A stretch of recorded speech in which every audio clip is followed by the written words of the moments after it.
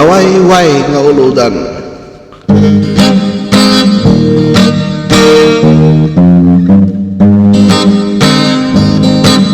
Nawayway nga uludan di maguyod kinwang, tungkod kaya babae di kay mapagpiaran.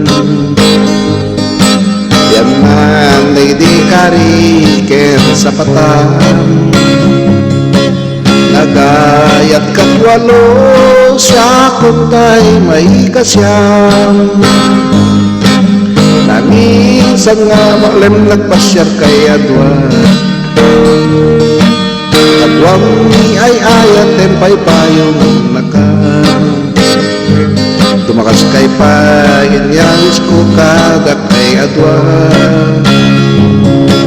indumog na trupang di nagpayen kinita. Nawayway nga uludan dumaguyod kinwa, huwag kaya babae di kay mapagyan.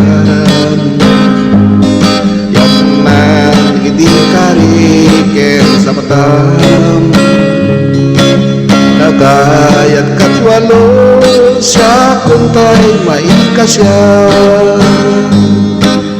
Nagayat katiwalo sa kuntay maikasya.